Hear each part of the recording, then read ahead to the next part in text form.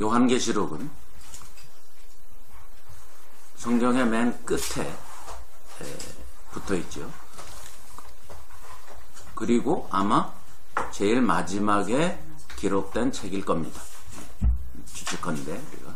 그래서 마지막에 있다고 해서 꼭 마지막에 기록된 게 아니고 살펴보면 마지막에 기록된 책일 것이다 라고 추정이 가능하다. 그렇습니다.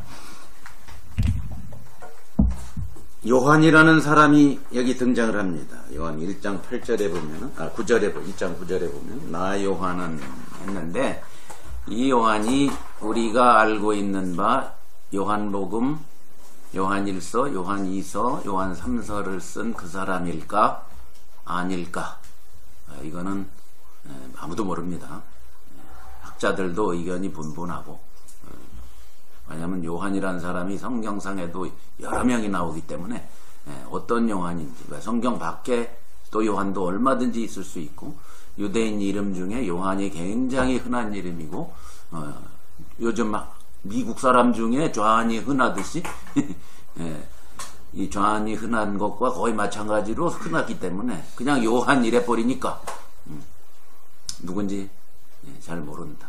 그래서 저자는 누군지 모른다. 다만 알고 있는 것은 뭐냐면은 2장, 3장에 7 교회에 대해서 쭉 메시지를 전한 걸 볼 때, 아하, 소아시아, 그다음 지금의 터키 지방 서쪽 소아시아라고 그랬죠. 그치? 아시아 마이너라는 그곳에 있는 여러 개의 교회들을 돌보고 돕고 하는 순회 사역자였을 것이다.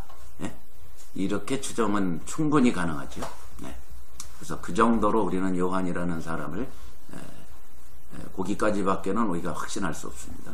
자, 중요한 것은 요한계시록이 말하고자 하는 내용입니다. 이제 그걸 우리가 지금부터 쭉 살펴볼 텐데, 여러분 이미 읽으신 분들도 많겠지만 제가 이 요한계시록 이 거품 빼고 보는 요한계시록 이 책을 약 9년 전에 제가 썼거든요. 이 책 있죠. 자, 이 책은 주석책 같은 게 아니죠. 절절히 제가 강의한 것은 아닙니다. 그렇지만 전체적인 요한계시록이 뭘 얘기하려고 하는가, 그 메시지를 제가 쭉 써내려간 것으로, 여러분 읽으셨죠? 아시죠? 이제 요한계시록이 어떤 책인지는. 그렇죠? 이번에는 조금 더 자세하게 좀 더 내용으로 들어가서 얘기를 하려고 합니다. 그래서 오늘은 이 책에도 이미 나온 내용, 전체적인 개관, 이것을 우선 딱 정리하고 깔고 들어가야 돼요. 이것을 잘 알고 해석 안 하면은 얼마든지 엉뚱한 해석이 나올 수 있으니까 이 책에서 제가 얘기한 바 전체적인 개관, 이것을 오늘 좀 다시 한번 복습하고 좀 다루겠습니다. 오늘은 시작이니까. 자, 제가 저 개인적으로 말이죠, 성경을 어떻게 봐야 되느냐에 대한 여정이라고 할까요? 제가 여러 번 여러분들에게 말씀드렸죠. 오늘 다시 한번 제가 복습하는 의미로 저의 여정인데, 이것은 저의 여정일 뿐 아니라 누구든지 이 과정을 꼭 거칠 필요는 없지만 결론적으로는 저처럼 도달을 해야만 됩니다. 그래서 제가 저의 여정과 뭐 똑같이 복사판은 있을 수 없다고 봐요, 저는. 그렇지만 결론에 가서는 저와 똑같아야 된다고 봅니다. 그걸 좀 이미 아는 얘기로 시작을 하겠습니다. 성경 지금 66권이다 하고 우리가 정경이다, 구약 39권, 신약 27권. 이 성경을 어떻게 봐야 되느냐. 저는 1976년도에 전혀 예수를 모르고 하나님도 모르다가 지금부터 그러니까 76년, 22년 넘었는데, 22년 전에 42년 됐군요. 42년 넘어서 그 전에 예수 그리스도를 제가 처음으로 믿게 됐어요. 그분이 더 인생 가운데 주님으로 오셨습니다. 그래서 그분을 알게 되고, 정말 완전히 딴 세상, 이런 세상이 있었구나 하고 이제 교회 생활을 출발한 거거든요. 뭐를 압니까, 제가? 그때 제 나이가 21살, 만 나이로 21살, 22살인데, 한국 나이로.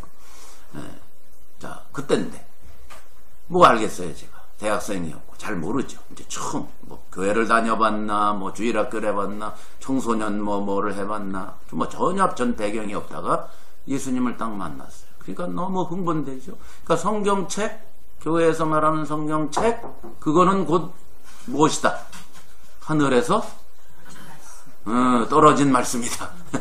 우리 인간들을 향해 하나님이 위에서부터 파악하고 어느 날 책이 내려와가지고 주셨으니까 성경에 있는 모든 문자는 다 하나님의 말씀이다 라고 자연스럽게 믿게 됐고, 또 교회에서도 그런 식으로 알고 있는 사람들이 많이 있었어요. 그래서 저도 그런 식으로 받아들였습니다. 그래서 열심히, 그래서 제가 예수 믿자마자 불과 한두 달도 안 됐는데 부닥치기 시작했어요. 교회에서 안식일날 야외 예배를 간다는 거예요. 거룩한 성수주의를 해야 되는 날에 성전에서 예배를 안 드리고 소풍 비슷하게 가서 야외에 가서 불고기 해먹고 갈비 구워 먹고 소프트볼 하고 뭐 축구를 하고 배구를 하고 뭐 계획을 짜가지고 발표를 해. 어느 날 교회를 갔더니 광고로, 야, 이 사람들은 하나님을 우습게 하는구나. 목사부터 장로부터 다 틀렸다. 그래서 저는 안 가고 집에서 혼자 정장을 차려입고, 아시죠 그 얘기? 넥타이를 메고 무릎을 꿇고 마루에 딱 앉아서 묵도부터 시작해서 교동문, 찬송, 예배를 고스란히 따라가면서 그날의 본문 말씀은 특히 이사야서에 나오는 말씀, 안식일을 안 지킨 것에 대한 하나님의 심판에 대해서 묵상을 하면서 누구를 속으로 우습게 알면서 지금 좀 불고기를 구워 먹고 있는 저들을 불쌍히 여겨 주시옵소서.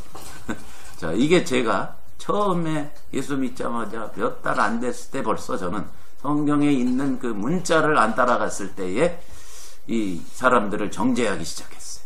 그게 제 신앙이었습니다. 자, 이렇게 시작했어요.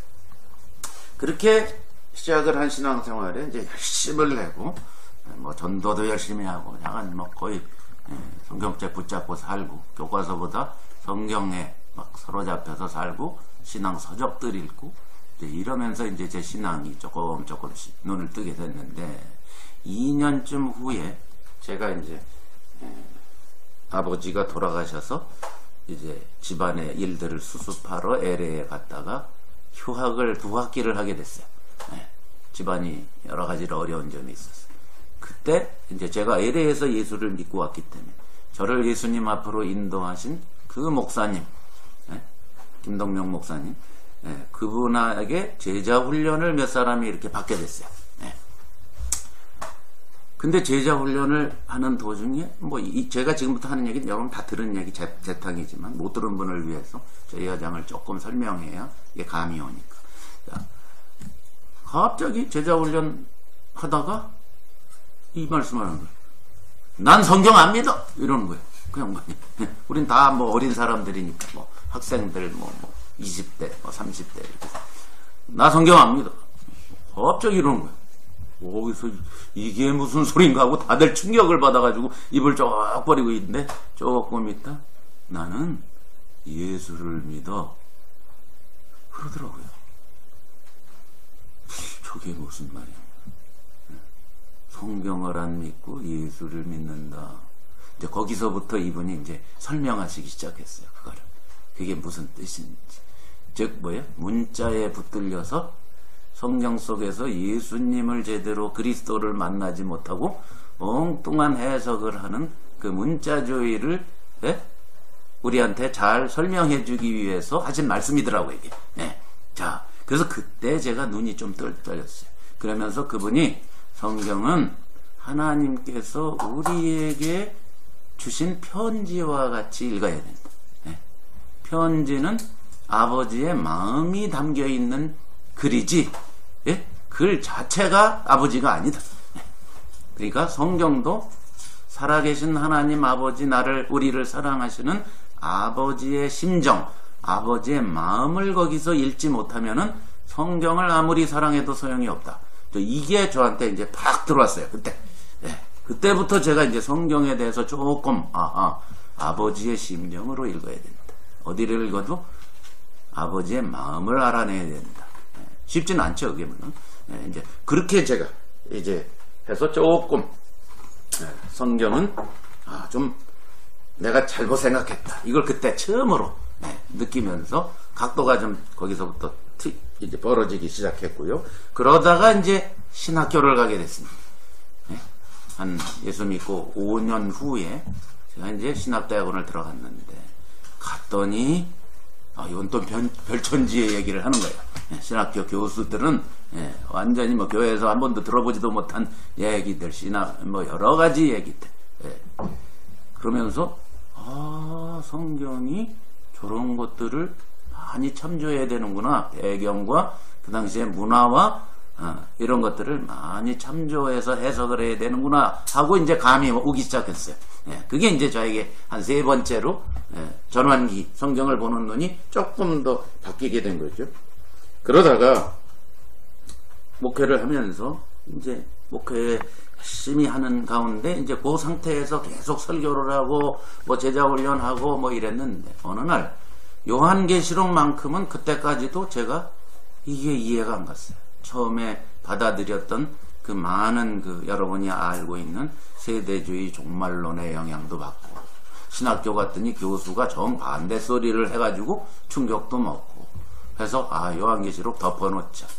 요한계시록은 설교한 적이 없어요. 그래서 요한계시록 설교는 어디만 했느냐? 어디만 한 줄 아세요? 요한계시록 설교 좀 하긴 했어요. 어디만 했겠어요? 딴 데는 전혀 안 건드리고 2장 3장 7교회 얘기는 설교해도 되잖아요. 처음 사랑을 버렸느냐? 에베소 교회 이런 거 쉽잖아요. 내가 문 밖에서 두드리노니 누구든지 문을 열면 내가 들어가서 그와 더불어 먹고 그는 나와 더불어 먹으리라. 이건 뭐 우리가 잘하는 거지. 이런 건 설교를 하기 쉽죠. 근데 그 다음 얘기는 도저히 자신이 없더라고요. 그래서 덮어놓고 했는데 1988년도에 제가 기독교 책방에서 저 구석에서 우연히 발견한 책 한 권이 있었다 그랬죠. 그 책을 또 그 자리에서 쭉 좀 읽고 있는데 이야, 이 사람 요한계시록에서 완전히 딴 나라 얘기로 풀고 있는 거예요. 야, 이거 안 되겠다. 그래서 사가지고 집에 와서 이제 그걸 가지고 쫙 읽고 요한계시록을 읽고 그 책 읽고 하면서 제가 그때 비로소 성경이 장르가 다 다른, 그 신학교 때 배운 얘기인데도 그게 그렇게 와닿지 않았어요. 왜? 목회를 하니까 그게 그렇게 안 와닿아요. 설교하고 맨날 가르치고 이러다 보니까 그게 뭐 교인들한테 뭐가 중요하리 이러고는 살았는데 이 책을 보면서 성경은 다 장르가 다르다. 거기에는 노래도 있고 뮤지컬도 있고 복음서도 있고 또 편지서도 있고 시도 있고 선지서도 있고 뭐 별의별 게 다 있다. 그러니까 장르를 이해하지 못하고 성경을 읽다가 엉뚱하게 풀 수 있다. 이게 그 요한계시록을 해석해 놓은 그 교수인데, 신학대학원 교수인데 프랭크 레이 F. 로빈스라는 레이 프랭크 로빈스라는 사람이에요. 야, 그 책을 읽고 제가 1988년에 정말 무릎을 탁 치게 됐어요. 이야, 이런 거구나. 성경은 장르로 이해해야 된다. 그래서 요한계시록은 계시문학책, 아포칼립틱 리터러처라고 그러는데 영어로 계시문학체라는 완전히 다른 장르로 쓴 거기 때문에 그 장르로 읽어야지 딴 식으로 읽어버리면 죄다 엉터리 해석이 나온다. 이걸 제가 이제 알게 된 거죠. 아하, 성경은 장르로 읽어야 되겠구나. 자, 이러고 이제 굉장히 눈이 떠서 그때부터 신이 나서 요한계시록을 읽고 또 읽고 해석하고 하면서 그걸 막 교인들한테 가르치고 얘기하니까 교인들도 그때 많은 사람들이 요한계시록이 이런 책이었는데 그동안 엉뚱하게 알아듣고 괜히 공포에 떨었다 뭐 했다 뭐 그랬군요. 그리고 막 무릎을 탁탁 치더라고요. 이제 그렇게 됐어요. 그러다가 어느 날 92년도인데 한 4년은 1992년도에 제가 목회하던 교회에 이제 제가 길러낸 제자들 중에 이제 신학교를 여러 명을 보냈거든요. 제가 졸업한 신학교를 이제 여러 명이 다니고 있었는데 하루는 그 신학생 중에 하나가 오더니 이번 학기에 멀리서 초빙 교수가 한 학기에 왔는데 이분이 요한복음을 강해를 하는데 첫 시간 딱 들었는데 와 완전히 다른 얘기를 한다는 거예요. 우리가 알고 있는 요한복음이라. 오 그래? 그래서 이제 얼른 제가 이제 뛰어갔죠. 그래서 교수한테 부탁했죠. 나는 졸업생이고 이제 목사고 이제 이런데 청강을 좀 허락해달라고. 그랬더니 K 청강을 허락해줘서 제가 이제 한 학기 동안 그분한테 요한복음 수업을 들었어요. 요한복음. 요한계시록이 아니라 요한복음. 제가 이제 성경을 어떻게 보느냐가 지금 이제 저 변천사를 얘기하는 요한계시록이 아닌 요한복음에 그 사람 꽂힌 사람이에요. 그래서 그걸 쭉 계속하는데 이야 내가 알고 있던 요한복음이 아니야. 예를 들면 요한복음 14장에 내가 가서 너희를 위하여 처소를 예비하면 내가 다시 와서 너희를 내게 천국으로 그때까지 저는 그게 죽은 다음에 예수님이 천국 예비하고 왔을 때 우리를 천국으로 인도하신다는 얘기로 들었잖아요. 그때까지 여러분도 다 그랬었죠. 뭐 저뿐 아니라 99.9%의 사람이 성경을 다 그렇게 해석을 하는데 이 교수가 난생 처음으로 제가 들은 거예요. 어떤 주석책에서 난 못 봤어요. 근데 이분이 하는 얘기가 여기서 내가 갔다가 다시 오는데 이건 일단 누구한테 한 얘기냐? 11제자한테 한 얘기다. 예? 11제자 가룟유다 빠지고 11제자면 그들한테 언제 왔냐 예수님이 언제 왔냐. 그러고 보니까 사흘 후에 부활해서 오셨더라고요. 재림을 안 믿는다는 얘기가 아니에요. 이 요한복음 14장 제가 강의하면 꼭 시비 거는 사람이 있어. 재림을 안 믿는디야 저 사람은. 그게 아니고 재림은 재림이고 요한복음 14장은 재림을 얘기 안 한다고요.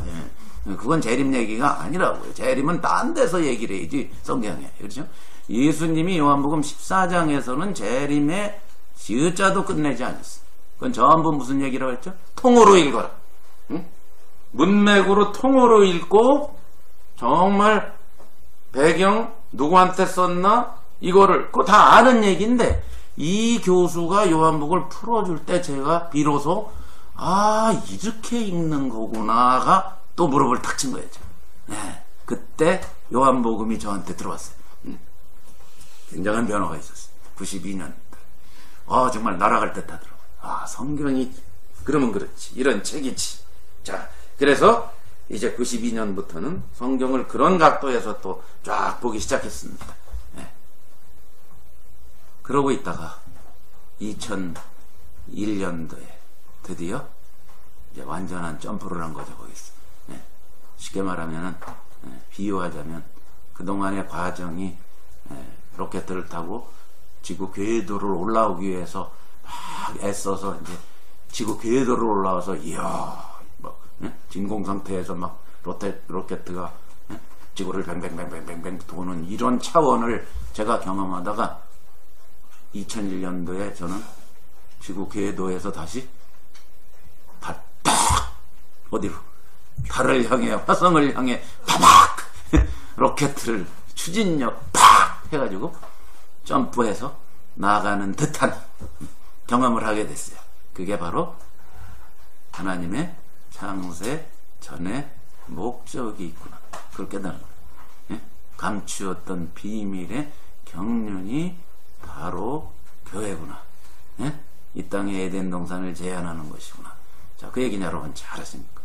그게 제가 성경을 보게 되는 마치 달과 화성과 저 목성 토성으로 막 힘차게 날아가는 듯한 저에게는 그런 놀라운 일을 일으켰다 이 말이죠. 그 2001년도의 사건입니다. 자, 그래서 저는 이제 하나님의 목적 이게 눈이 확 떠졌어. 그래서 그 눈으로 창세기도 읽고, 그 눈으로 이사야도 읽고, 그 눈으로 복음서도 읽고, 그 눈으로 바울의 편지도 읽고, 물론 그 눈으로 요한계시록도 읽으니까, 예?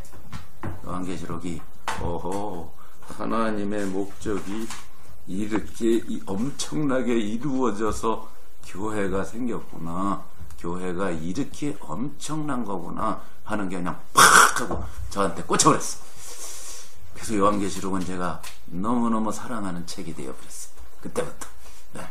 그 전에 요한계시록을 장르로 읽어야 된다는 걸 알 때 이미, 예? 궤도에 올라갔다면 이제는 팍 하고, 예? 추진력을 발휘해서 이제 궤도를 또 이탈해서 더 멀리 가는 이런 역사가 저에게는 창세전의 목적을 알게 된 건데, 그렇다면 지금까지 제가 거쳐온 과정을 저와 똑같이 사람들이 거치지는 않아요. 여러분들이 그걸 다 거쳐야 되는 것도 아니고, 그렇죠? 그렇지만 제가 마지막으로 결론을 짓게 된 거기는 다 와야 돼요. 네. 어떤 경로를 거쳐도 상관없어요. 그건 누구나 와야 되는 거예요. 네. 왜? 그게 진짜니까. 네. 하나님의 목적으로 모든 것을 봐야 되니까. 하나님이 하고 싶은 거, 그거보다 더 중요한 건 없고 그거보다 더 필요한 것도 없고 그러잖아요. 하나님의 필요, 하나님의 목적, 하나님의 하고 싶은 거, 우리가 이 땅에 존재하는 이유, 교회로 살아가야만 되는 이유, 예. 이게 그냥 쫙 정리가 되더란 말이죠. 지금도 정리하고 있는 중이죠. 그러니까 지금 앞으로 이제 요한계시록을 같이 여행할 때 저는 또 흥분을 하게 될 테니까 여러분 말리지 마십시오. 자, 엄청난 하나님의 놀라운 이야기, 메시지가, 복음의 비밀이 요한계시록 전체에 쫙 깔려 있다는 사실. 그게 뭐라고요? 교회라고요. 그렇기 때문에 교회 얘기로 시작한 거예요, 요한계시록을. 그걸 모르고 자꾸 이걸 무슨 말세에 뭐가 벌어지고 이런 엉뚱한 얘기로 푸니까 정말 요한계시록을 쓴 저자가 오늘날 와서 보면 통탄할 일이 벌어지고 있어요. 말도 안 되는 일이 벌어지고 있어요. 그래서 요한계시록을 어떻게 보자? 아하, 계시 문학으로, 또 하나님의 목적으로 풀어내야지만 요한계시록은 바로 풀려지는 책이다. 자, 요게 우리가 요한계시록을 시작하면서 꼭 갖춰야 될 기본 자세입니다. 이거 없이 요한계시록 보면 귀에 걸면 귀걸이, 코에 걸면 코걸이, 지 멋대로 해석합니다. 계시 문학이라고 하는 단어의 정의를 어떻게 얘기하십니까? 그러니까 계시 문학의 정의는 조금 이따 제가 말하지만 암호로 메시지 전달하는 문학이에요. 암호, 코드로, 암호로 말하는 거예요. 그러니까 뭐를 해야 돼요? 해석하기 전에 뭐를 해야 돼요? 독을 해야 돼요. 코드를 푼 다음에 해석을 해야 돼요. 근데 그냥 해석을 해버리니까 지 맘대로 하는 거예요. 우리가 이제 보통 계시 그러면 어떤 예언적인 그런 이미지, 그게 잘못 생각해요. 그게 아니라는 거죠. 지금 여기도 지금 여기 네이버 사전인데 다 그렇게 알고 있어요. 계시의 명사 뜻이 뭐냐면 사람이 지혜로서를 알 수 없는 진리를 신이 가르쳐 알게 한다. 예, 그 말은 맞아요. 근데 그 말은 맞지만 미래를 예언한 걸로 착각을 해요. 사람들이 계시 그러면 미래 얘기인 줄 자꾸 알아. 아니에요. 계시는 단순히 뭐예요? 커튼, 저기 저 카텐을 제친다, 연다. 그 속에 있는 게 보인다. 그런 뜻이에요. 예, 그게 계시라는 거예요. 예. 뚜껑을 연다. 항아리 뚜껑 여니까 그전에는 저게 간장인지 된장인지 김치인지 고추장인지 몰랐는데 뚜껑 확 여니까 이거 고추장이네. 금방 알죠? 그걸 계시라고 그래. 뚜껑을 연다 혹은 카텐을 연다, 그런 뜻이에요. 그러니까 하나님의 비밀을 연다, 그 뜻이에요. 계시 문학이라고 하는 그 사전을 보니까 하나님이 감추고 드러내지 않은 신비를 계시한 문학이다. 그 맞아요. 금방 맞아요. 그렇죠? 근데 어떤 예언적인 이미지는 아니에요. 계시는 과거, 현재, 미래를 다 포함한 거예요. 예언도 마찬가지. 조금 이따 예언과 계시의 다른 점을 말씀드릴게요. 예언도요, 과거, 현재, 미래를 다 포함하는 거예요. 예언 그러면 우리는 뭘로 알아요? 미래로 알고 있죠. 안 그래요? 과거, 현재, 미래를 통틀어서 말하는 메시지를 예언이라고 그러는 거예요. 그러니까 미래도 들어가요, 거기. 그렇죠? 미래만 들어가는 게 아니에요. 그걸 잘 이해하셔야 돼요. 그래서 신약의 요한계시록, 구약의 다니엘서 따위가 있다. 예, 맞아요. 예, 맞아요. 종일 바로 내려온 거예요. 구약에는 대표적인 게 다니엘서예요. 예, 맞습니다. 예. 그럼 다니엘서도 해독을 해야 돼요? 해독을 할 필요가 있어요. 예. 해독을 엉터리로 하고 있으니까 오늘날 말세론이 이상하게 되는 거예요. 예. 조금 이따 다니엘도 제가 얘기할 텐데, 자 이해 가시죠? 오케이, 보겠습니다. 그럼. 자, 그러면 예수 그리스도의 계시라 이러고 시작해요. 자, 계시라는 말 지금 하셨는데, 자, 일단 성경을 보는 눈부터 정확해야 계시가 뭔지를 알게 된다 이 말이죠. 아하, 계시라는 것은 하나님이 뚜껑을 연 거다. 그러니까 계시 문학이라는 것은 뚜껑을 여시는 하나님의 역사를 보는 눈이 있는 사람만 보인다, 그 뜻입니다. 네. 이해하세요? 그래서 해독을 해야 돼요. 그럼 무슨 말이냐면, 우리 여기에 있는 5명, 예? 혹은 우리 여기 버지니아 미국에 있는 우리 교인들이 약속을 합시다. 뭐를? 응? 우리끼리만 통하는 뭐를, 비밀을 약속을 해요. 예? 예? 그런 다음에 한국에 지금 방송 듣고 있는 한국에 있는 교인들 앞에서 우리끼리 막 약속한, 예? 은어 뭐 이런 걸 얘기해 보세요. 알아요, 몰라요? 알아요, 몰라요? 절대 모르지. 누구만 알아요? 우리는 0.1초 내로 압니다. 왜? 우리는 그러니까 예, 요한계시록에 요한계시록을 지금 보고 있는 7교회 교인들하고는 미리 약속이 되어 있기 때문에 그들은 딱 펼치면 뭐예요? 알까 모를까? 0.1초 내로 알지. 그들은. 문제는 누구예요? 오늘 우리죠. 우리는 약속이 되어 있지 않기 때문에 우리는 모르는 거예요. 이게 옛날에 제가 그런 얘기 한번 한 적이 있죠. 옛날에 제가 초등학교 때 과학 공부를 한 적이 있는데 그 얘기 드렸을 거예요. 과학 공부 선생이 우리가 한 10명이 같이 이렇게 공부를 하는데 과학 공부 선생이 가르치고 항상 그 와이프는 이제 옆에 앉아서 시험 보면 채점하고 뭐 이런 거 도와주고 그래요.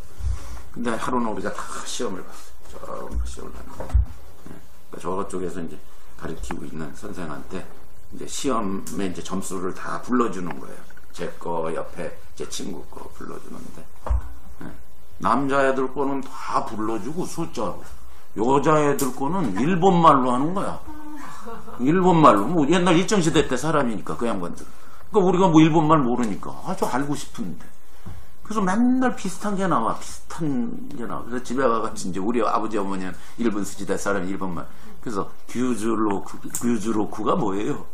규주로쿠 96점 맞은 거야. 규주로쿠. 그래서 이제 그 다음에 또 누가 규주로쿠를 한번 맞았어. 아, 96점 맞았구나. 이제 거기서 그래. 근데 조금 있다 오나지 그러는 거야. 오나지 그래. 오나지는 안 배웠는데. 그리고 또 집에 와서 물어봤더니 똑같다는 뜻이야. 얘도 96점. 그걸 규주로쿠 안 하고 오나지 이래 보니까 똑같이 맞았다 그 뜻이야. 그래서 일본말 그 몇 마디밖에 몰라. 자, 그런 거예요. 예를 들면 모르는 거야. 알면 금방 하는데 약속이 돼 있는 사람끼리만 압니다. 그게 계시 문학의 특징입니다. 자, 조금 이따 더 그 얘기하기로 하고.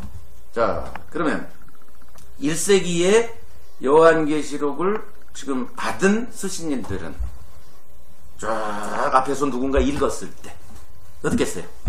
오늘날 우리처럼 막 힘들게 해독할 필요 없이 그냥 어떻게 척척척척척척척 이해가 갔겠죠. 그렇죠? 옛날에 중국에 선교사로 간 제 조카하고 국제전화할 때 우리끼리도 약속된 몇 가지 말이 있었어요. 혹시 걔가 선교사니까 중국 당국에 혹시 걸릴까봐 우리끼리 뭐 대표적으로 기록나는 게 요새 너 많이 생각하고 있어. 내가 그 말이 너를 위해서 많이 기도하고 있다. 뭐 이런 말이에요. 예를 뭐 알겠지만 당국에서 그걸 모를까. 우리는 좀 피해가려고 노력을 한 적이 있는데 이제 그런 것이 이제 코드다 이 말이죠. 자, 그러니까 코드를 문자 그대로 받아들이면 우스꽝스러운 해석이 일어납니다. 아마 예를 들면 한 10년 전에 10여 년 전에 바다 이야기라는 왜 그 도박 뭐 이런 것 때문에 한국이 들썩들썩한 적이 있죠. 바다 이야기. 네? 네. 그거 지금도 바다 이야기만 헷갈리지만 앞으로 50년 있다 바다 이야기가 있었는데 이러면 전부 무슨 문어나 동태나 이런 얘기인 줄 알아듣지. 예? 그게 도박하는 건데, 그죠? 자, 그러니까 이런 거예요. 예를 들면 예? 시대가 지나면 모르는 거예요. 무슨 얘기인지 전혀 모르는 거예요. 예? 2000년 지나면 50년 지나도 모르는데 2000년 지나면 어떻게 알겠어요? 2000년 바다가 없어요. 자, 그러니까 요런 것을 해독이라고 그러고 계시문학이라고 그런다 이 말이에요. 예? 예. 그렇게 이해하시면 아주 쉽습니다. 자, 그러니까 여기 있는 계시문학 채로 썼다면 전부 해독을 해야 될 걸 많은 사람들이 어떻게 해요? 어떤 건 해독을 해요 또. 근데 어떤 건 그냥 문자로 받아요. 이게 뭐예요? 자기가 뭐야? 하나님이야 누구야? 지가 문자, 요건 문자고 저건 해독이야. 그럴 수 있어요? 해독하려면 다 해독해야지. 대표적인 게 요한계시록 나중에 우리가 보겠지만 21장, 22장에 보면 새 예루살렘이 하늘에서 내려오고요. 새 하늘과 새 땅이 펼쳐지고요. 새 예루살렘은 전부 뭐로 돼 있어요? 보석으로 돼 있고요. 성이. 대문은 뭐로 돼 있어요? 진주로 돼 있어요. 12대문이. 그리고 그 안에 들어가 보니까 성전이 없고요. 누구만 있어? 하나님과 어린 양만 있어. 자, 거기서 진주니 뭐니 많은 경우 해독을 하는 사람이 많아요. 어떤 사람은 천국에 가면 극자 그대로 진주 대문이 있는 줄 아예 그렇게 보는 사람도 있지만 진주는 요거는 상징이다. 그건 뭘 상징한 거냐? 교회는 예를 들면 천국에 온 사람들은 진주처럼 진주가 되려면은 여러분 아시죠? 진주 하나 만들어지려면 조개가 모래가 들어오면 세밀한 모래가 쓰라리니까 그것을 참기 위해서 속에서 액을 내고 하다가 진주가 만들어집니다. 그래서 천국에 가 있는 사람들은 죄다 이 세상의 환난과 고통을 이기고 온 사람이다. 이렇게 해석을 해요. 그게 진주다. 근데 어린 양은 완전 예수님이래요. 어린 양이. 그건 상징이래요. 상징. 뭐 생각해보세요. 이건 상징이고 저건 아니고 그럴 수가 있어요. 그러면 그걸 천국으로 풀어요 보통. 그죠? 그럼 천국에 가면 어린 양 한 마리가 돌아다니죠 저기. 그럼 가서 절할 거예요 여러분? 주님 저 왔습니다. 그럴 거예요? 그러니까 요한계시록에 어린 양이란 말이 29번 나옵니다. 전체. 뭐 예수님을 상징하는 말이죠. 근데 똑같은 사람들이 어린 양은 상징으로 보고 14만 4천 명은 진짜 14만 4천이라고 보고, 그렇죠? 아마겟돈은 진짜 아마겟돈 전쟁으로 보고 이런단 말이에요. 앞뒤가 하나도 안 맞죠. 그죠? 또 붉은 용은 상징으로 보고, 용이라는 게 어디서 있어요? 그럼 그것도 상징으로 보고. 이런 식이라. 그러니까 이게 왜 그러냐면 계시문학이 뭔지를 모르고 성경을 보니까 요한계시록.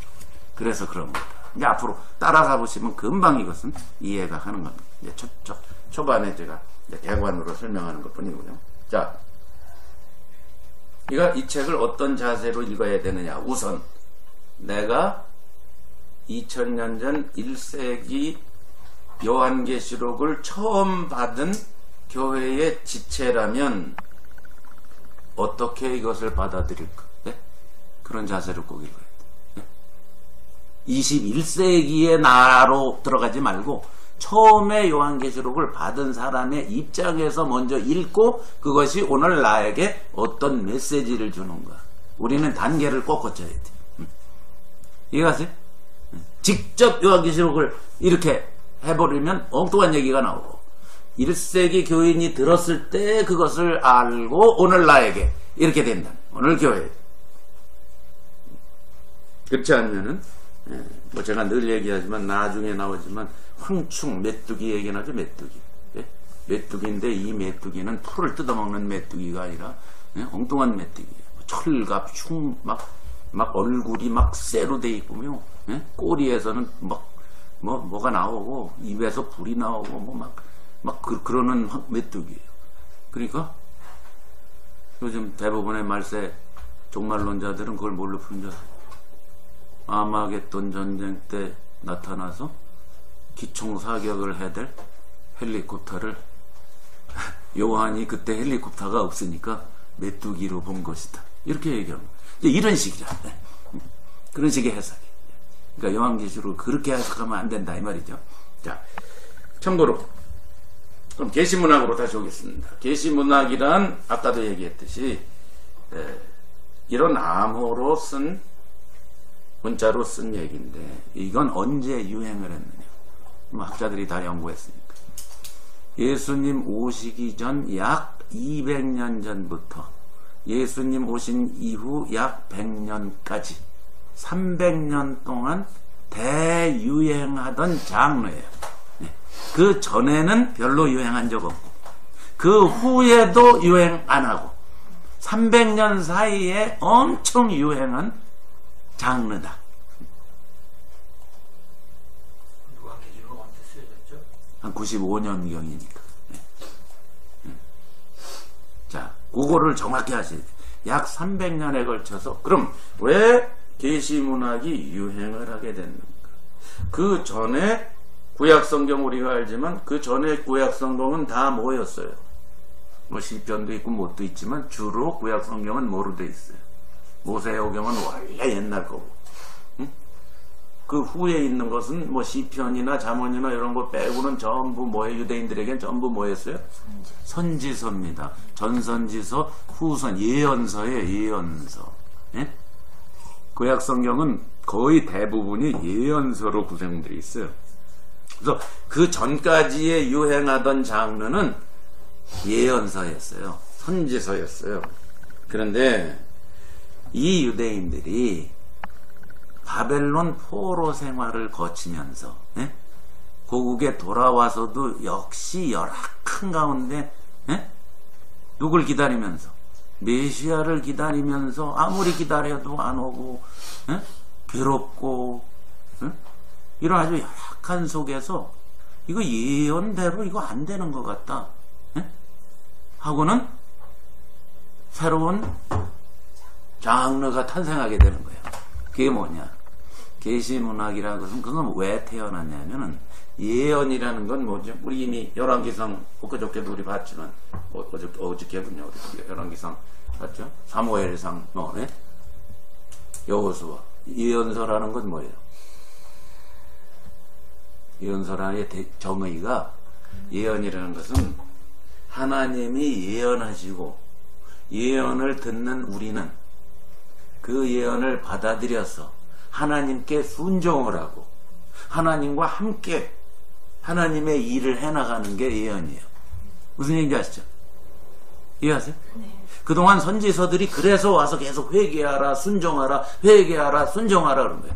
너희들 하나님과 함께 가야 된다. 순종하고 하나님께 돌아와서 하나님이 시키는 대로 살아야 된다. 근데 잘 돼요? 안 돼요? 잘 됐어요? 안 됐어요? 안 돼서 바벨론 포로 생활한 거 아니에요. 그죠? 돌아와서도 또 뭐예요? 선지자들이 또 나와요. 돌아와서도 학개 선지자, 스가랴 선지자, 말라기 선지자 나와서 얘기를 해요. 들어요? 안 들어요? 또 똑같아요. 포로 생활하고 와서. 그러니까 이들이 이제 점점 뭐예요? 안 되는 건가 보다. 그래서 탄생한 장르가 뭐냐면 계시문학이라는 거예요. 계시문학이라는 것은 계시라는 건 뭐냐? 하나님이 자기의 뚜껑을 열어버리시는 거예요. 예? 그죠? 자기 카텐을 다 열고 보여주시는 거예요. 그래서 뭐예요? 사람의 손을 거치지 않고 하나님이 그냥 일방적으로 개입하는 걸 계시라고 그러는 거예요. 그거 예언서와 다른 점이에요. 계시문학과 예언서가 뭐가 다르냐? 예언서는 하나님께 순종 안에서 타락했으니까 우상 섬겼으니까 회개하고 돌아와서 하나님께 순종하라. 그래서 하나님과 함께 하나님의 나라를 이루자. 이게 예언의 목적이에요. 계시문학이라는 건 뭐냐? 그거에 이제 지쳤어. 안 일어나 그런 일이 별로. 그러니까 그게 아니고 역사를 우리가 다시 봐야 되겠다. 이건 인간과 상관없이 하나님이 갑자기 개입을 하셔가지고 그분을 다 드러내시는 거. 이해가세요? 그게 계시. 선지자를 통해서 와가지고 순종시키고 같이 하나님과 뭘 하자는 게 예언입니다. 계시는 그거 없이 하나님이 와서 자기가 다 하시는 거예요. 그리고 계시문학이 유행할 때는 또뭐 선지자라든가 뭐 그런 것도 없었죠. 선지자라는 건 우리가 아는 한 없었어요. 우리가 아는 한 없죠. 우리가 아는 한 선지자는 없습니다. 구약은 말라기에서 끝나요. 그죠? 예수님 오시기 전 400년경에 끝납니다. 자, 요거를 이해하시면 돼요. 자, 그래서 이게 언제 그런 사상이 조금씩 시작되더니 언제 팍 피크를 이루기 시작했냐면 기원전 168년 BC입니다. 168 BC에 잘 아시죠? 시리아의 황제 안티오코스 4세가 이스라엘을 쳐들어가서 유다를 쳐들어와서 어떻게 했어요? 성전에 뭘 치우고 지성소 뭐 이런 거 이제 다 치우고 그 자리에 누구를 세웠어?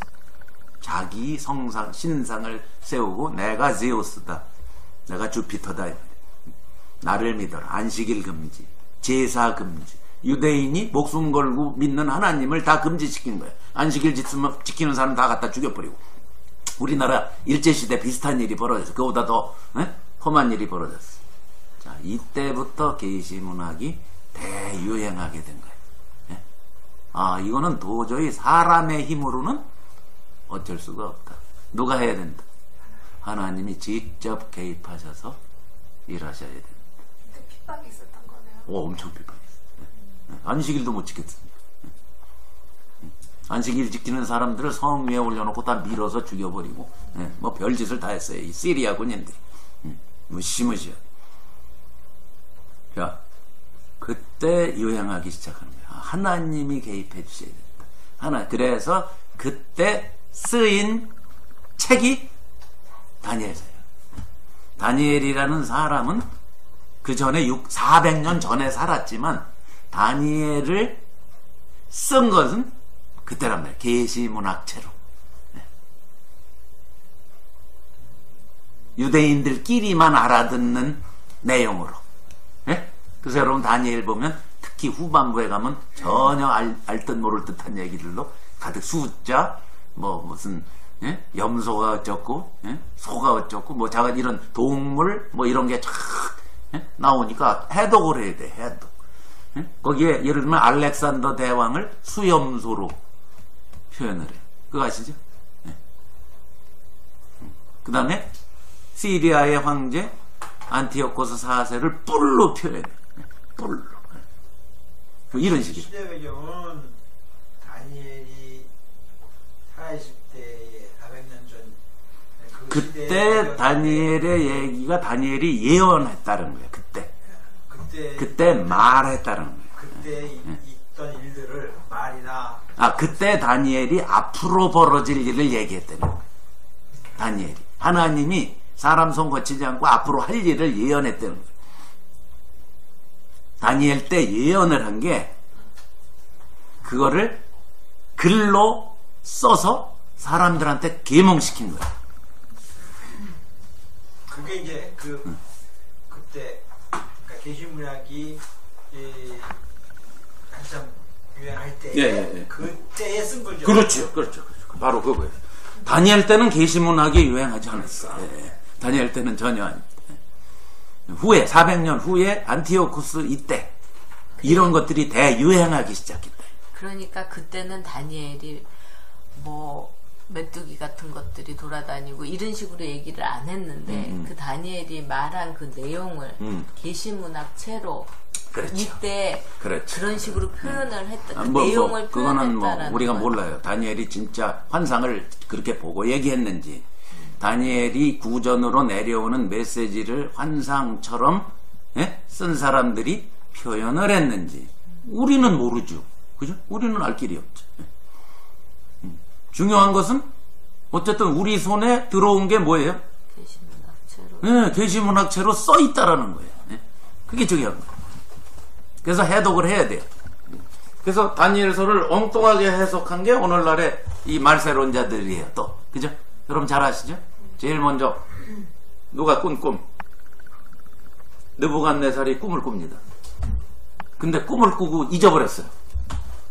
기가 막힌 자기 꿈을 꿨는데, 엄청난 꿈을 꿨는데 싹 까먹었어요. 제가 늘 그러거든요. 제가 느부갓네살 닮았나 봐요. 저는 꿈 꿨다 하면 깨면 5초 후로 싹 까먹습니다. 그러니까 그게 느부갓네살이 꿈은 꿨는데 너무 번뇌하는 꿈을 꿨는데 까먹었어요. 그래서 어떻게 합니까? 자기네 나라의 술객들과 박사들, 점쟁이들 다 불러갖고 꿈을 맞춰라. 못 맞추면 죽여버린다. 말 길이 있나. 그때 이제 다니엘이 저요 하고 제가 맞추겠습니다. 그래서 하나님이 그 꿈을 해석해 주셔서 다니엘이 왕한테 가서 꿈을 해석해 준 내용이 임금님 당신이 큰 신상의 꿈을 꿨습니다. 그죠? 머리가 있고 머리는 금이고 왼팔 오른팔 이건 뭐고 쫙 나오죠. 4가지로 몸을 나누어서 꿉니다. 꿈. 이게 뭐냐 그랬더니 다니엘이 아예 해석도 하나님이 해주시죠 하고 해석을 해줍니다. 그게 뭡니까? 왼 위에 금 머리에 해당하는 분이 대왕이십니다. 바벨론 대왕이십니다. 바벨론을 일으킨 대왕 당신입니다. 근데 당신의 나라 이후에 당신의 나라와는 좀 못한 나라들이 이 땅에 올 건데 2 나라가 합해서 옵니다. 그래서 양팔입니다. 뭐 이런 식으로 설명을 하죠. 하나는 메데 바사, 메디아 바사가 옵니다. 그 다음에 누가 온다? 몸통 저 아래 허벅지에 해당하는 나라가 옵니다. 그게 누구예요? 알렉산더죠. 끌리안입니다. 그게 거기서는 알렉산더라고 해석을 안 하고 작은 그런 나라가 또 일어납니다. 마지막 나라는 근데 굉장히 무섭다. 마지막 나라의 그 발가락 거기에서 아주 무서운 놈이 나타난다. 뭐냐 그건 그랬더니 다니엘이 그것도 해석을 해줍니다. 그렇죠? 그게 뭐죠? 그걸 로마로 풀어버리는 거예요. 오늘날 마세브른자가 그리스 다음에 마게도니아 다음에 로마가 와서 로마의 후예인 유럽의 구주 연합 공동체가 거기에서 또 조그만 놈이 나타나서 적그리스도가 나타나서 앞으로 말세의 세계 평화를 부르짖고 세계를 다 움켜쥔 다음에 그 다음에 휴거가 일어나고 예수님이 지상재림해서 적그리스도를 작살내고 아마겟돈이 벌어지고 뭐 이런 얘기 나오죠. 여러분 잘 아시죠? 그렇게 푸는 거예요. 왜 그렇게 푸냐? 로마를 잘못 해석했기 때문에. 그 로마가 바로 다니엘이 금신상에서 예언한 계시문학제 비슷하게 얘기한 게 어디예요? 바로 여러분 이거 하시는데 제가 10번도 더 얘기했으니까 이건 알아야지. 10번이면 와요. 30번은 얘기했을 텐데. 알렉산더 다음. 알렉산더까지 얘기했죠. 제자들. 네, 알렉산더. 크게 나누는 예? 사람들의 제자. 장군들. 알렉산더의 장군들로 나뉜 나라예요. 그래서 발가락처럼 나뉘었다. 근데 그 중에 한 발가락이 갑자기 이놈이 거룩한 땅을 향해서 뭐 한다 이제 쭉 나와요. 그게 누구다? 안티오코스 4세다. 그걸 예언한 거예요. 근데 그거를 적그리스도로 지금 자꾸 풀어버리는 거예요. 근데 이게 이제 엄청난 비약이고 잘못 해석하는 겁니다. 그게 언제 얘기라고요? 168 BC를 예언해낸 내용이에요. 뭘로? 계시문학체로. 그러니까 해독을 잘못하니까 그게 적그리스도가 되는 거예요. 오늘날. 이해가시죠? 이해 안 가세요? 별로 관심 없으시구나. 자, 그래서 다 아시지만 이 레이 로빈스라는 사람 제가 책을 쭉 보면서 이야 이런 배경이 다 있었구나. 제가 뭘 알겠어요. 이제 그 책을 보니까 너무 제가 이해가 가고 믿음이 가고 그래서 열심히 이제 공부를 했죠. 그래서 그 레이 로빈스도 거의 저랑 똑같이 과정을 밟았더라고요. 이미 저보다 몇십 년 전에. 처음에는 세대주의 종말론에 빠졌다가 그 다음에 신학교 가서 아니었다가 그 다음에 뭐 또 딴 거로 빠졌다. 이런 식으로 박사학위 할 땐 또 다른 걸로 빠졌다. 교수가 돼선 또 딴 걸로 빠졌다. 나중에 헷갈려서 교수인데도 관뒀다가. 그랬다가 어느 날 안식년에 영국 옥스퍼드 대학에 1년 동안 안식년으로 연구하러 갔다가 학자들만 들어가요. 거기 보델리안 라이브러리. 저도 못 들어가요. 전 앞에 가서 사진만 찍고 왔는데 학자가 아니니까. 학자들은 이제 패스가 있어서 거기 들어갑니다. 교수니까. 그 안에는 고서들 2000년 전, 1800년 전, 1500년 전 고서만 모아놓은 도서관이 있어요. 세계적으로 유명한 몇 군데 중에 하나인데 이분은 이제 거기에 억세스가 되니까 들어가지고 이제 고서들을 읽다가 이분이 무릎을 치게 된 거예요. 요한계시록과 거의 비슷하게 문체로 쓰인 책들이 거기에 쫙 있는 거예요. 시대도 2000년 전 막 이런 거. 1900년 전, 2000년 전. 예. 한두 권이 아닌 거예요. 자, 그런데 이제 알고 봤더니 거기만 있는 게 아니에요. 애굽에, 이집트에도 있고, 박물관에. 어디도 있고. 이런 책들이 세계에 수백 권 있는 거예요. 쓴 체는 메시지는 다르지만 문체는 거의 대동소이한 문체로 쓰인 게. 그래서 이분이 이제 확신을 하게 돼. 아하, 계시문학이라는 걸로 풀지 않으면 요한계시록은 안 풀리는 책이구나.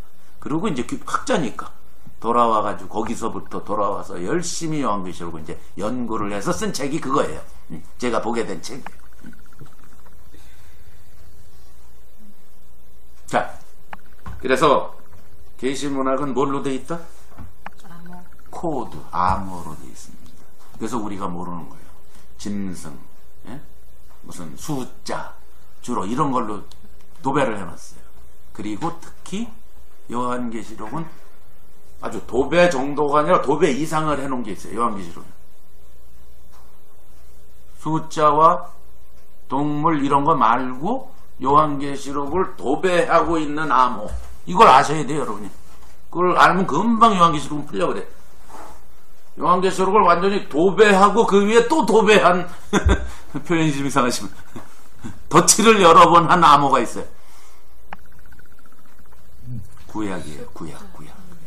구약 성경에 있는 이미지들 있죠? 사건들, 이미지들, 이것을 따와서 자기가 전하려고 하는 메시지의 메시지 전달 수단으로 삼은 암호예요. 어떤 사람이 세어봤어요. 그걸 몇 개인가? 518개가 나온대. 진짜 세본 사람의 얘기예요. 518개의 구약에 있는 내용들을 갖고 와서 암호로 쓴 거예요. 여러분, 7인을 띄고 거기에 뭐가 있고 뭐 하는 그 내용 보세요. 출애굽기 10가지 제왕에서 와요. 예? 아세요? 예. 예를 들면 이런 식으로 갖고 오는 거예요. 예. 구약에 있는 막 살벌한 이미지도 갖고 오고 또 뭣도 갖고 오고 뭐 이런 식으로 계속 갖고 오는 거예요. 518. 참고로 요한계시록은 절수로는 404절이에요. 예? 장수로는 22장, 절수로는 404절인데 구약에서 갖고 온 이미지가 몇 개? 518개니까 제가 도배하고 또 도배했다라고 표현한 거예요. 더 많아요, 절수보다. 그 정도로 갖다 써서 이제 그건 앞으로 제가 자세하게 이건 어디에서 왔고 이건 어디서 왔고를 우리가 이제 다루게 될 거예요. 뭐 보면 나오니까. 대개로 관주성경 갖고 있는 사람은 많이 그걸 구약에 어디 있다 이러고 매치 관주 있는 분들은 아주 보기 쉬워요. 다는 관주가 다는 얘기 안 하지만 대충은 구약에 있는 요건 어디에 있다 얘기합니다. 자, 그러니까 계시문학은 암호로 되어 있다. 그러니까 이 코드는 암호니까 상징입니다. 문자 대가로 해석을 하면 안 됩니다. 상징이기 때문에. 그 다음에 또 한 가지 아주 중요한 거, 요한계시록을 보는 논 중에 하나, 시간성의 문제예요. 자, 시간성. 요한계시록과 시간성이 아주 중요한 얘기인데 이게 헷갈려서 사람들이 엉뚱한 소리를 이제 하는 건데, 자, 크게 요한계시록을 세 부류로 나누고 또 다시 또 다른 각도에서 몇 부류로 나누는데,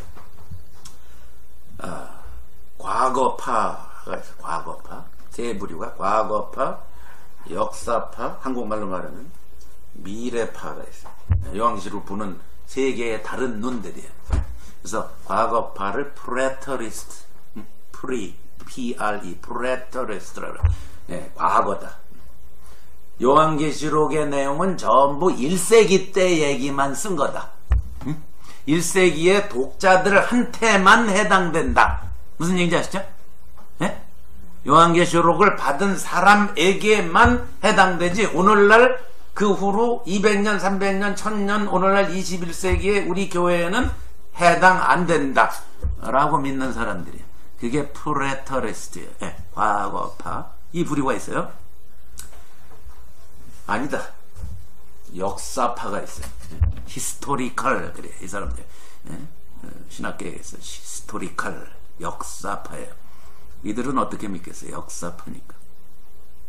아니다. 요한계시록은 뭐냐? 이거다. 예를 들면 이렇게 주장하는 사람들 보셨어요? 혹시? 목사님들 중에 많아요.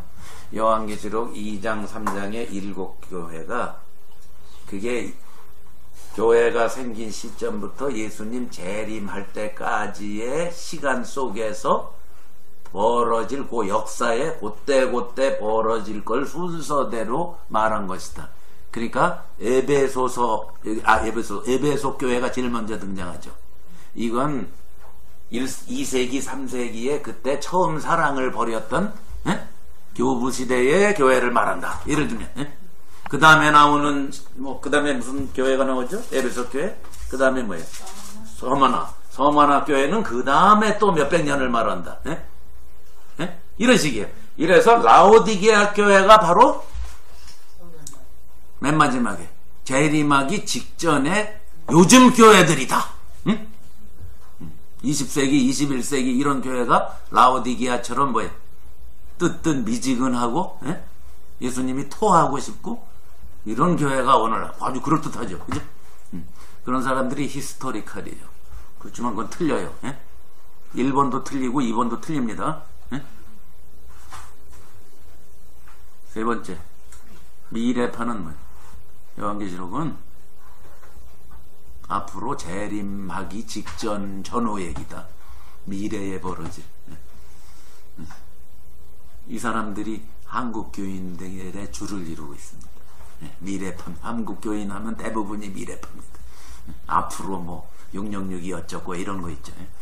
뭐 베리 칩스가 어떻고 뭐 레이저를 쏴서 이마에서 거기에 크레딧 카드가 다 들어가 있으면 쓱 지나가면은 뭐 그로서리 마켓에서 쓱 지나가기만 해도 가격이 착착착착 계산. 뭐 그럴 수 있어요. 뭐 지금 문명이 발달해서 하고 싶으면 얼마든지 해요.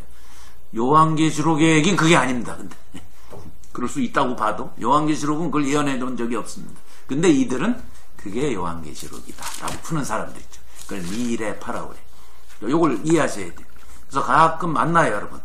과거파도 만나고 역사파도 만나고 주로 미래파를 만나게 돼요. 여러분들이 얘기하다 보면. 자, 그러면 이 세 개 맞을까? 다 틀려요. 다 틀려요. 그 세 개 중에 일말에 조금씩 맞는 거는 있겠죠. 100% 틀리진 않겠죠. 그렇지만 대부분 틀려요. 자, 처음으로 과거파. 왜 틀리겠어요? 반은 맞죠? 반은 맞죠? 과거파. 왜? 수신인들한테 우선 얘기한 거니까. 그렇죠? 그렇지만 그들이 왜 반은 맞고 반은 틀린 줄 아세요? 이것은 시대를 초월하는 시간과 상관없는 하나님의 메시지를 얘기하려고 쓴 거예요. 그러니까 뭐예요? 1세기한테도 맞고 2세기 사람들이 들어도 맞고, 그죠? 환경만 다르지. 1000년 있다 교회를 사랑하는 사람에게도 맞고, 그죠? 오늘 우리에게도 맞고, 그죠? 그러니까 과거파는 절대 맞지 않아요. 반만 맞아요. 1세기에 물론 맞죠, 그들에게. 근데 그들에게만 해당한다? 아닙니다. 이것은 시간성 없는, 시간과 공간을 초월하는 하나님의 교회의 이야기예요. 그걸 모르니까 해석을 거기까지밖에 못하는 거예요. 그래서 과거파는 틀립니다. 역사파? 당연히 틀리죠. 예. 절대 그렇지 않습니다. 요한계시록 2장 3장이 그 얘기하려고 쓴 게 아니에요. 예. 절대 아닙니다. 예. 왜 아니겠어요? 에베소 교회가 2세기 3세기 왜 아니겠어요? 하나도 안 맞아. 어떻게 두드려 맞춰서 어떻게 맞추려고 그래? 2000년을 갖다가 귀에 걸문 귀걸이죠. 그들은 교묘하게 풀어요. 왜? 어떻게 풀어요? 지네들이 본 사건만 갖다가 거기 대입하니까. 그래, 근데 200년, 300년, 500년 동안 벌어진 일들이 수천, 수만, 수백만 가지인데 두아디라로 다 풀어? 그걸? 서머나로 다 풀어? 말이 돼? 안 되지요. 그건 어린애 장난 같은 얘기예요. 그건 전혀 맞지 않아요. 미래파, 요즘 유행하는 미래파가 제일 많이 틀린 사람들이죠. 왜냐? 이것은 계시문학으로 쓴 하나님이 교회를 말하려고 하는 메시지지 말세에 일어날 어떤 예수님 재림 직전에 일어날 현상을 쓴 게 아닙니다. 그래서 그들은 완전히 틀려요. 세대주의는 완전히 틀리게 돼 있어요. 미래파는. 그걸 이해하시면 돼요.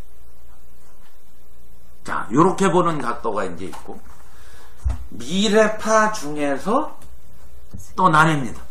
자, 미래파 중에서 나눠요. 어떻게? 뭘 두고 나누죠? 천년. 예, 천년 왕국을 놓고 또 천년 왕국을 놓고 나눠요. 어떻게 나눠요? 전천년설, 후천년설, 무천년설 이렇게 나눕니다. 예? 복잡하죠? 참고로 알아두세요. 머리에 쥐가 하나도 할 수 없어. 참고야. 예, 몰라도 돼요. 그렇지만 이제 지금은 조금 설명을 할게요. 자, 전천년설은 뭐예요? 지금 우리가 살고 있는 시대가 앞으로 천년 왕국이 있기 전에 살고 있다는 거예요. 네. 그래서 이 시대가 끝나고 나면은 뭐가 일어난다? 휴거도 일어나고 예수님의 공중재림이 있고 뭐 지상재림이 있고 이런 얘기 하잖아요. 네. 그 후에 뭐가 펼쳐져요? 이 땅에서? 천년 동안 왕국이 펼쳐질 건데 그때 예수님이 그때 왕 노릇하실 건데 우리는 현재 그 시대 전에 살고 있다는 거예요. 그게 전천년설이에요. 후천년설은 후에 천년 후에 그 천년 다 지나갔다. 이게 근데 그거는 후천년설은 지금 믿는 사람이 거의 없어요. 후천년설을 믿는 사람은 뭐예요? 그 천년 다 지나가고 날이 갈수록 좋은 세상이 올 거다. 근데 그 후천년설은 언제부터 그거 언제 유행하는 거냐면 19세기 20세기 초반까지 유행하던 게 후천년설이에요. 나날이 이 세상은 왜 산업혁명 발달하고 뭐 하고 그러니까 말 타고 다니는 사람들이 기차 타고 다니고 자동차 타고 다니고 이러니까 이야 이게 하나님께서 세상을 날이 갈수록 점점 좋아지게 하는구나 이렇게 착각을 한 거죠. 근데 언제부터 쑥 들어가기 시작했어요? 제1차 세계대전 그 다음에 제2차 세계대전 그리고는 이제 아니네 이런 식으로 된 거예요. 그래서 후천년설 믿는 사람 지금 거의 없어요. 자, 무천년설 그건 뭐냐? 천년이라는 것은 글자 그대로 천년이 아니다. 지금 예수님이 왕노릇 하시고 교회를 통해서 왕노릇 하시는 지금이 천년 왕국 시대다. 그 말이 맞아요. 맞기는. 그죠? 우리가 무천년에 속해요. 그죠? 그런데 무천년설에 다 좋아요. 무천년설이 90%는 다 옳은 소리라는데 거기도 맹점이 있어요. 무천년설에도. 무천년설은 요한계시록의 상당한 부분은 상징으로 풀고 어느 부분은 또 문자로 풀어버려요. 그래서 제가 주장하는 계시문학으로서의 요한계시록의 동의는 하면서도 끝까지 동의를 안 해요. 그게 이제 무천년설의 이제 약점입니다. 우리랑 제일 비슷해요. 제가 믿는 이거랑 제일 비슷한 게 이제 무천년설이긴 한데 이제 완전히 똑같지는 않습니다. 자, 그 다음에 전천년설 안에서도 또 나뉩니다. 자, 이게 참 헷갈리세요. 전천년설 안에 또 나뉘어. 뭘로 나뉜 줄 아세요? 세 개로 또 나뉘어. 세 개를 좋아하나 봐, 사람. 어떻게 나뉠까? 전천년설을 믿는 사람들은 뭐를 꼭 믿어요? 천년왕국 전에 뭐가 온다? 7년 환란이 온다라고 믿어요. 예? 7년 환란이 온다라고 믿어요. 아, 들어봤죠, 여러분? 자, 근데 성경에 보면 3년 반, 3년 반이라는 얘기가 요한계시록에 계속 나와. 그래서 이 사람들이 3년 반을 두 개를 붙여버렸어. 그래서 7년이라는 게 나온 거예요.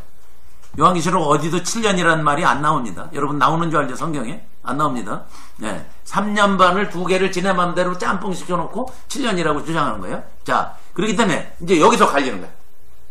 자, 전천년설 안에 7년 전 휴거설이 있고 7년 후 휴거설이 있고 7년 중 휴거설이 있어요.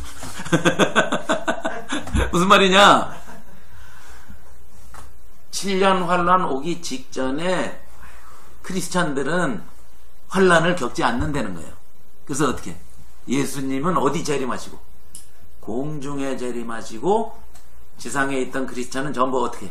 공중으로 다 휴거를 한다가 7년 전 휴거설이에요. 그러니까 7년을 거치지 않는다. 예? 7년 중 휴거설은 뭐냐면 아니다. 3년 반은 거친다. 예? 이거 다 누가 만드는 거예요? 신학자가 만드는 거예요? 뭐 잠깐 성서학자가 만드는 거예요? 어중이 떠중이가 만들겠죠. 몰라요. 저는 누가 만든지 모르겠지만 잠깐 만들어서 유명해요. 이게 이 사람들은 반 정도는 환란을 거치고 그 다음에는 왜 이 사람들이 그러냐면 나중에 7 대접을 쏟는 거는 너무 무시무시하거든. 그것은 크리스찬의 심판이 아니야. 예? 이래요. 또 크리스찬이 환란 정도는 핍박은 견디는데 진노는 없어. 그러니까 7년 중환란이다. 이렇게 믿어요. 중간에 3년 반 거치고 휙 날아간다. 또 7년 후 휴거설은 다 지나고 7년 꽉 채우고 휴거한다. 이거 갖고 땄어요. 세 개 다 맞겠어요? 틀리겠어요? 틀리지. 휴거라는 게 없어요. 성경 어디도 휴거에 대한 정확한 게 없으니까. 휴거니 천년왕국 하는 게 벌써 말이 안 되기 때문에 그건 다 틀린 거예요. 전 자신 있게 말할 수 있어요. 이건 언제 생겼다가 없어졌어요? 뭐가요? 그리고 환란설, 휴거설 이런 거. 뭐 없어진 게 아니에요. 지금도 많아요. 안 없어졌어. 그럼 요새는 이렇게 조용하던데 옛날에는 아주 일반적으로 막 얘기하는 거 그랬는데. 그러니까 이게 항상 저걸 타요. 여행을 탔다 또 내려갔다 또 뭐가 흉흉해지면 또 욱 올라왔다 또 내려갔다 그러는 거예요. 미국도 최근에 언제까지였죠? 해로드 캠핑까지였죠. 그러다가 해로드 캠핑 다음에 1년 후에 2012년 12월 21일 왜 뭐 혹성들이 뭐 일자로 되고 뭐 어쩌고 그때 또 한번 휩쓸었다가 지금 6년 잠잠하죠 지금 미국도. 근데 믿고 있는 건 다 믿고 있어요 아직도. 그리고 지난번에 제가 블로그에도 썼지만 미국 목사들이 옛날에는 이 세대주의 종말론을 안 따르는 목사가 미국은 더 많았어요. 한국은 이걸 따르는 목사가 더 많았고. 근데 이게 시프트 됐어요. 현재 미국 목사 중에 이쪽 세대주의 말세가 어쩌고 이러는 사람이 더 많아요. 60%가인데 50몇 프로인가 요전에 통계가 더 많아졌어. 그러니까 이상한 현상이 미국에서도 벌어지고 있어요. 자, 참고로 오케이. 자, 그래서 이제 이 얘기를 제가 한 것은 요한계시록은 시간과 관계없는 얘기입니다. 아시겠어요? 네. 그런데 이들이 자꾸 시간을 여기다 집어넣어 갖고 해석하다가 그런 억제 해석이 나오는 겁니다. 요한계시록은 뭐예요? 메시지예요. 메시지. 네. 시간을 초월해서 하나님이 함께 하시는 교회에 관한 메시지예요. 근데 이들이 왜 그럼 시간에 이렇게 민감하냐? 자, 찾아보세요. 4장. 교회 얘기 다 끝난 다음에 4장 1절 한번 보세요. 1절 한번 보세요. 무슨 말로 시작해요? 2일 후에 시간처럼 써있죠? 그죠? 이것이 지난 후에 그런 얘기죠. 자, 7장으로 가보세요. 7장 1절. 한참 이런 환상 저런 사랑 얘기하다가 7장 1절에 2일 후에 9절에 2일 후에 그러죠. 15장으로 가보세요. 자, 띄웁니다. 그 전에 또 있지만 15장 1절 1절이 아니라 15장 5절. 계속 반복돼요. 그러니까 이걸 어떻게 봐요? 아하, 시간으로 보는 사람은 어떻게 보세요? 아하, 말세의 하나님이 어떻게 이거 일으키시고 그 다음에 뭐예요? 시간이 지나고 조개 일어나고 그죠? 심판이 조개 일어나고 그죠? 그거 다음에는 조개 일어나고 이렇게 해석하는 거예요. 근데 그런 뜻이 아니고 무슨 뜻이겠어요? 자, 요한이 어디 있어요 지금? 밤모섬에서 지금 돌 위에서 아마 환상을 보고 있을 거예요. 뭘 말하는 거예요? 요한이 환상을 본 순서를 얘기하는 거예요. 무슨 얘기인지 아세요? 요한이 이게 지나더니 저걸 봤고 저게 지나더니 저걸 봤다. 요한이 지가 본 환상을 얘기한 것이지, 에? 역사 속에서 이게 벌어진 다음에 저런 역사가 벌어지고 저런 역사가 벌어지고 그 얘기가 아니란 말이에요. 아시겠어요? 근데 그걸 역사로 보니까, 응? 말세에 일어날 역사로 보니까, 그렇게 보는 거예요. 얼마나 보는 각도가 달라요. 그쵸? 이 원문에도 이게 그 투데이즈로 돼 있는 거예요? 2일 후에 after these. 예? 그러니까 2일 후, 그러니까 이 일이 일어난 이후에 예. 그런 의미다. after these라고 나와요. 그렇죠. 이것 후에. 예. 시간으로 안 나오고. 예. 이것 후에. 그러니까 뭐냐면 가만히 혼자 앉아서 환상 보고 있는 거잖아요. 지금 요한계시록 전체를. 그러니까 이거 보고 장면이 바뀌어서 이것 후에 저 장면 영화 볼 때가 그리거든요. 한 장면 쭉 오더니 갑자기 장면이 저쪽으로 바뀌어. 그 다음에 장면이 저쪽으로. 장면 바뀌는 얘기예요. 장면 바뀌는 얘기. 시간하고 상관없어요. 역사하고 아무 상관없어요. 요한이 장면 바꿔본 순서를 얘기하는 거죠. 순서가 있다는 자체가 어떤 시간적인 흐름하고 같은 거 아니에요? 그게 아니에요. 요한이 보고 있는 차례차례 봤다라는 거지 그게 역사 속에서 벌어진 걸 보여줬다가 아니에요. 하나님. 요한이 본 환상을 해독, 그러니까 암호로 쓴 거네요. 그렇죠. 자기가 본 환상을 쓴 거예요. 암호로. 이거를 받고 그 다음에 이거를 받고. 그렇지. 그러니까 이 장면 한편 그리고 이거 보고 한편 그리고 저거 보고 이러는 거예요. 우리 만화에 그러잖아요. 만화에 한편 그러잖아요. 그리고 다시 돌아오고 뭐 그러잖아요. 예. 그런 식이라 이게 지금. 근데 그걸 자꾸 역사로 보니까 시간의 순서로 보는 거예요. 시대로 보는 거예요. 예. 그게 이제 잘못된 해석이 아주 가장 잘못된 것 중에 하나고. 그다음에 말세는 요한계시록은 말세와 상관없는 얘기예요. 예. 그걸 아시면 돼요. 성경의 말세는 언제라 그랬죠? 상관이 있긴 있어요. 말세는 언제니까? 예수님 초림 이후 재림까지를 말세라고 그러는 거예요. 그죠?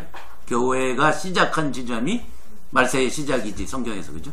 그러니까 지금 갖고 자꾸 말세 그런 사람들은 성경을 몰라서 그런 거다. 자, 그걸 이해하시면 되고. 네. 자, 그 다음에 이제 제가 이 책에서 꼭 우리가 짚고 넘어가야 될 게 뭐냐면 종말론하고 자꾸 연결시키기 때문에 제가 그걸 차단시키려고 여러분에게, 예? 지금 계속 강조하고 있는 거예요. 종말론하고 여러분을 종말론하고 이혼하게 하려고. 쉽게 얘기하면 아니니까. 자, 결혼한 적이 없는데. 결혼한 적이 없다. 좋았어.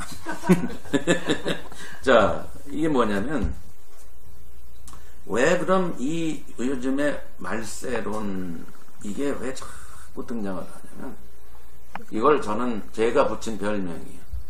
프랑켄슈타인 종말론이다. 일명 모자이크 종말론이다. 제가 붙인 짜집기다. 프랑켄슈타인 아시죠? 영국의 200년 전 여자 소설가가 쓴 무시무시한 영화예요. 여자가 그런 걸 써. 어떤 영화예요? 닥터 프랑켄슈타인이 과학자가 의사죠? 과학자가 어떻게 뭔가 사람을 태어난 게 아니라 사람을 맞춰서 생명을 불어넣는 사람을 만들고 싶어서 어떻게 합니까? 시체에게서 팔 하나, 오른팔, 왼팔, 몸통, 머리 하나씩 떼다가 전부 어떻게 제자리에 놓고 머리는 머리 자리에 팔 전부 그래서 다 맞춥니다. 우리가 로봇 인형 끼워 맞추듯이 저 맞춰갖고 어느 날 진짜 얘가 살아나서 괴물이 되는 이야기. 그게 프랑켄슈타인 이야기 유명하죠.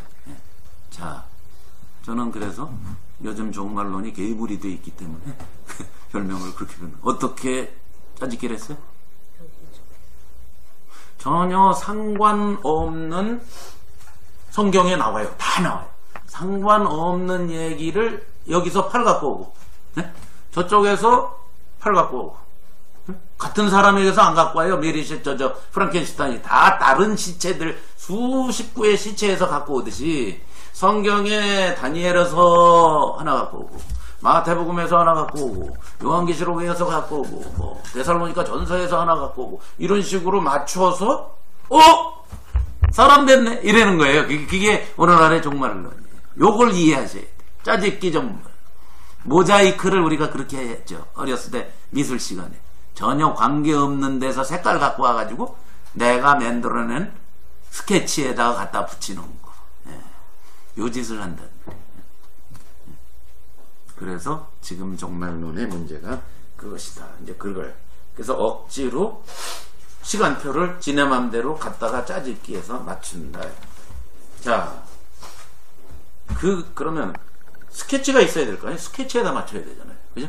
스케치. 우리가 스케치하고 갖다가 모자이크 하잖아요. 그 스케치를 지가 그리는 거예요. 자기 마음대로. 네. 자, 이 요즘 유행하는 세대주의 종말론의 스케치가 뭔지 아세요? 이 원판이? 원판이 뭔지 아세요? 이스라엘이에요. 그거예요. 이스라엘이라는 나라가 구약에 있었잖아요. 네? 그 나라가 없었어요. 1900년 동안. 네? 1948년도 한국보다 석 달 일찍 독립을 했어요. 걔네는. 우리는 8월 15일이고 금년 8월 15일이 이제 건국이 70주년인데 걔네는 3개월 먼저 이스라엘이 독립을 합니다. 자, 야, 1900년 동안 나라가 없던 나라가 독립을 했어요. 그러니까 하나님의 역사는 시간표는 구약에서 신약 넘어올 때 예수님에서 스탑했다가 교회 시대가 됐다가 다시 교회 시대가 끝나고 어느 시대로? 구약의 연결인 이스라엘 시대로 계속될 것이다 라는 원판이에요. 원판. 그게 이스라엘을 중심으로 펼쳐진다는 거예요. 저 중동의 이스라엘. 그 사람들이 하나님의 사람이라는 거예요. 아직도. 이해가시죠? 그래서 배투 예루살렘 뭐 어쩌고 뭐 이런 쓸데없는 짓을 이제 하는 거예요. 네. 거기서 다 나오는 거예요. 원판이 잘못된 거예요. 원판. 프랑켄슈타인의 원판처럼. 이해가세요? 자, 그래서 이거에다 다 갖다 맞추는데, 그런데 이것을 최초로 주장한 인물이 지금부터 200년 전에 아일랜드, 영국 옆에 섬나라 있죠. 뭐 영국도 섬나라죠. 네. 영국 옆에 섬나라 출신인 존 다비. 기억하세요?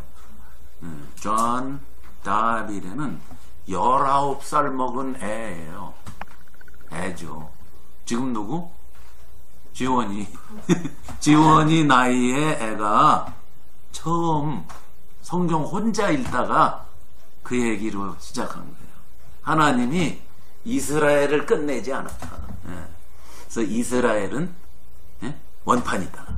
하나님은 이스라엘을 중심으로 시계 바늘을 맞춰서 진행하시는 분이다. 이 소리를 엉뚱한 얘기를 한 거예요. 이 친구가. 그게 유행을 하게 됐어요. 영국에서. 그게 대서양을 건너서 미국에 오게 된 거예요. 네? 그리고 지금 한국 뭐 세계로 간 거예요.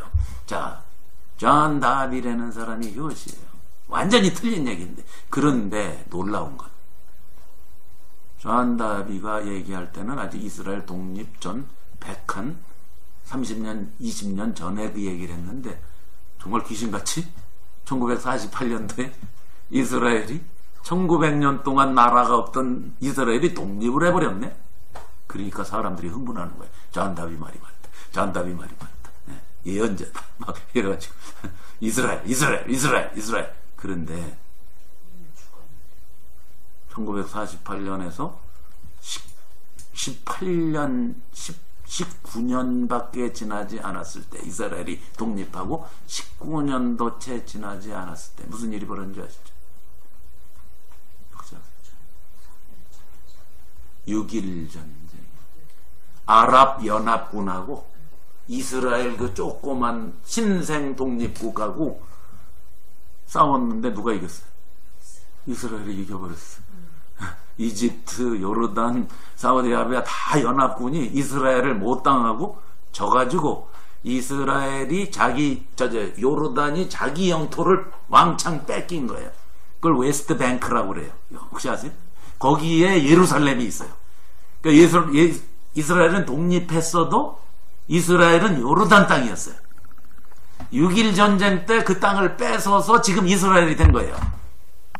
예루살렘 수도가, 옛날 수도가. 이해가 가시죠? 19년 동안은 이스라엘에 소속하지 않았었어요. 요르단 땅이었어요. 예. 자, 보았어요. 독립했지요? 뭐예요? 예루살렘까지 회복됐지요? 흥분하는 거죠, 이제. 예? 말세가 다 왔다. 이스라엘이 이제 조금만 더 일어나면, 예? 뭐 적그리스도가 나타나고 어쩌고 아마겟돈 이 짓을 이제 하기 시작한 거예요. 그래서, 이스라엘은 거의 피해 없이 아랍만 잔뜩 피해받고 끝난 전쟁 6.1 전쟁. 또 거기다가 또 6일이야 그게. 7일도 아니고 8일도 아니고. 하나님이 6일 동안 일하시고 7일째 쉰 이 역사가 벌어졌다. 다윗이 골리앗을 이긴 게 똑같이 벌어졌다. 이러는 거야 이제. 막 흥분하고 막 야단났었어. 그래서 제가 76년도에 예수님 만났으니까 9년 후에 6.1 전쟁 후니까 아직도 그 여운 때문에 미국에서 그 흥분이 엄청났습니다. 야, 이제 곧, 재림, 곧, 말세, 곧. 네. 그때 저도 똑같이 곧 이 짓을 몇 년을 했죠. 그 유명한 얘기 아시죠? 이 사람 보고 제가 사귈 때 휴거 사진을 요만한 엽서에 있는 사진을 갖다 좀 그려줘. 그래서 이 사람이 이만하게 그랬어요. 그래서 제 응접실에다가 딱 붙여놓고 늘 감상하고 기도하고 휴거가 빨리 이루어지게 하여 주시옵소서 미시옵니다. 어디로 갔는지 아 그거 없앴지 나중에 어디로 갔는지 몰라.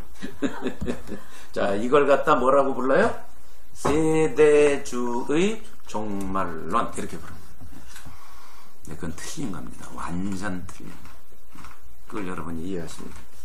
자, 이건 아주 어처구니 없는 주장입니다. 자, 그래서 이제 오늘 개관을 대충 얘기했는데, 자, 이런 것들을 우리가 제대로 알고 요한계시록을 봐야 돼요. 요한계시록은 상관없어요. 예?